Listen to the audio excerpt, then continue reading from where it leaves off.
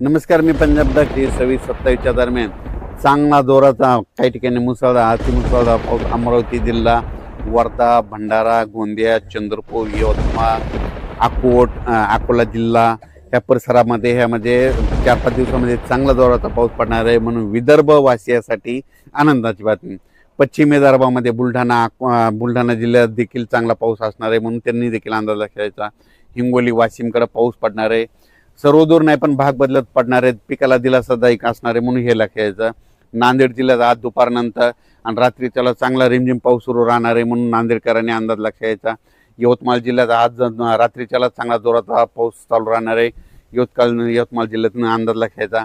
तेलंगणात देखील आज बऱ्याच भागामध्ये रात्रीच्याला पाऊस असणार आहे म्हणून तेलंगणाच्या शेतकऱ्यांना अंदाज लक्षायचा.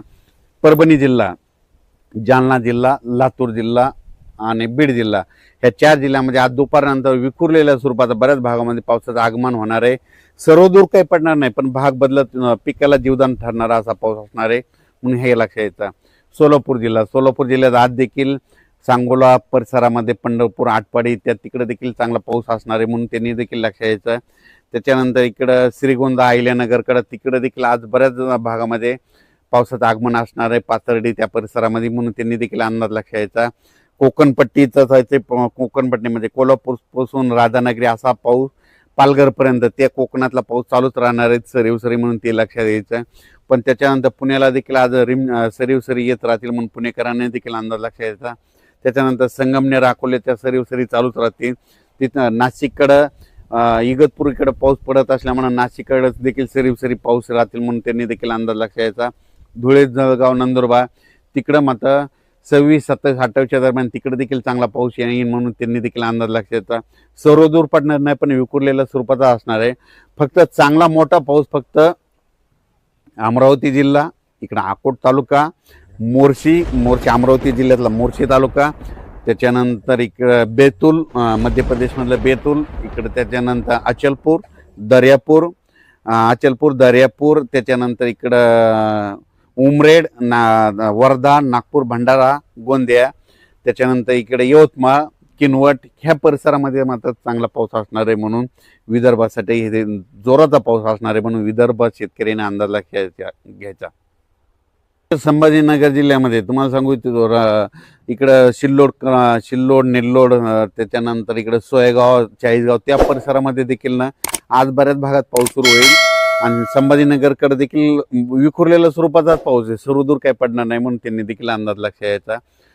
त्याच्यानंतर राज्यात सगळीकडे असा म्हणावा तसा पाऊस पडणार नाही. विखुरलेल्या स्वरूपाचा 10 मिनिटाचा 20 मिनिटाचा असाच पाऊस पडणार आहे म्हणून अंदाज लक्षात यायचा.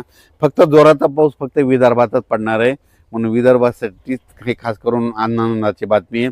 त्याच्यानंतर परत सप्टेंबरमध्ये मात्र परतीचा पाऊस एक शेतकऱ्याला तारणार आहे म्हणून ते एक अंदाज आताच लक्षात घ्यायचा. 25 ऑगस्ट, 26, 27, 28 दरम्यान चांगला पावसाचा जोर विदर्भातच राहणार आहे म्हणून हा विदर्भ शेतकऱ्यासाठी आनंदाची बातमी.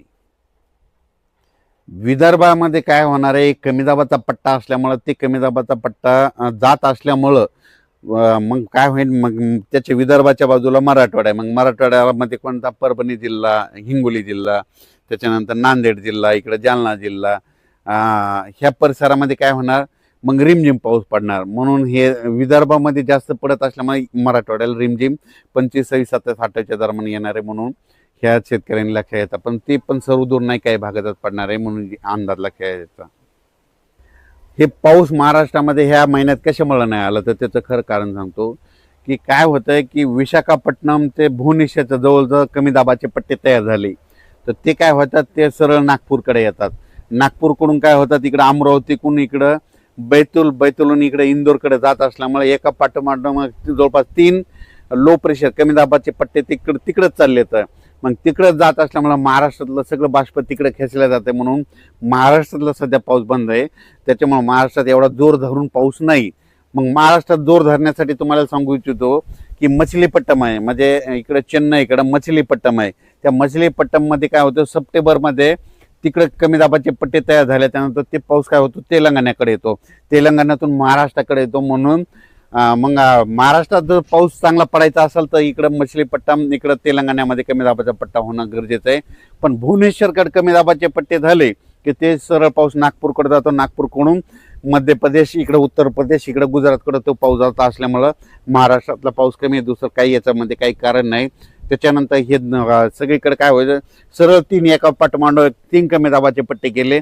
आणि आता जे नंतर सप्टेंबरमध्ये जे कमी दाबाचे पट्टे येणार आहेत ते काय होणार आहेत, परत अरबी समुद्रात देखील मान्सूनसाठी पोषक वातावरण तयार होणार आहे. त्याच्यानंतर इकडं मछलीपट्टम, इकडं चेन्नईकडे देखील चांगलं सक्रिय होणार आहे.